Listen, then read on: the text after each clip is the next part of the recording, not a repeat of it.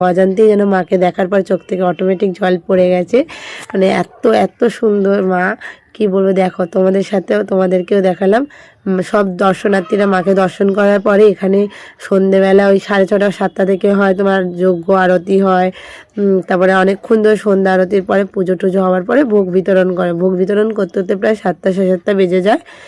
তো আমরা সেদিনকে যেহেতু শনিবার ছিল প্রচুর ভিড় ছিল, সেই কারণে 8টা 8:30 বেজেছিলো ভোগ দিতে। তো আমরা এই যে দাঁড়িয়ে আছি যে ভিড়টা কমলে সামনে গিয়েই মাকে পুজো দেব। ও আবার চকলেট দিয়েছে বলে মাকে, ওকে আবার ঠাকুরমশাই একটা চকলেট দিয়েছে, মানে ও ছোট একটা চকলেট দিয়েছে ঠাকুরকে মাকে, আর ওকে ঠাকুরমশাই বড় একটা চকলেট দিয়েছে। তারপর বাবারও লাইনে দাঁড়িয়েছিল। আমি এখন এখানে মোমবাতি ধূপকাঠি ঠাকুরকে দেখে নিলাম।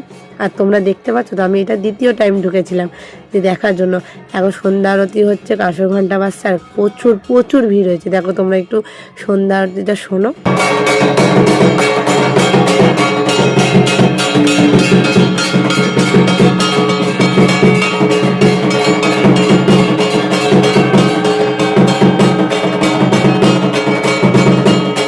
সন্ধ্যা আরতি শেষ হতে হতে 8টা বেজেছিল। এখন নিয়ে যাচ্ছে মায়ের জন্য ভোগ। মাকে উদযাপন করে যে ভোগটা নিয়ে এসছে সেই ভোগটা সবার মধ্যে বিতরণ করা হবে।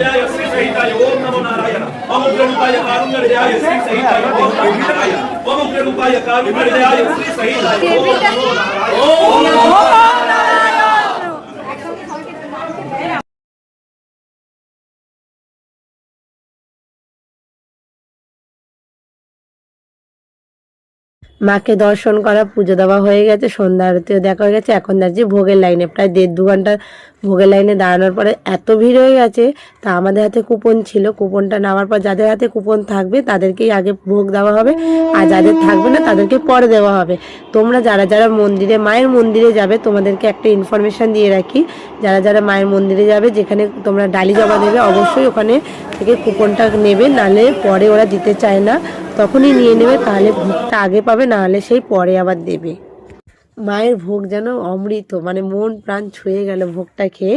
এই দেখো এখানে আমার মেয়েকে একটা মাজা আর চকলেট দিয়েছিল। আমরা সব ভোগ টোগ নিয়ে, ওই যে ওর বাবাও আসছে, শালপাতায় করে একেবারে নিয়ে বাইরে চলে এলাম। তোমরা কিন্তু অবশ্যই ওখান থেকে কুপনটা ওনাদের থেকে চাইবে, কারণ ওরা যদি না, ওরাই দেয়, কিন্তু যদি ভুলে যাও পুজো দিয়ে বা মাকে দর্শন করে যদি বেরিয়ে যাও, পরে কিন্তু ওরা কুপনটা দিতে চায় না, বলে যাদের কাছে কুপন নেই তারা পরে লাইন দেবে। ওই জন্য ওখানটা একটু ঝামেলা হয়। সেই কারণে যখন ডালি জমা ভোগটার জন্য আমরা প্রায় কুপনটা ওখান থেকে 1-2 ঘন্টা দাঁড়ালাম। জয় মামা গো।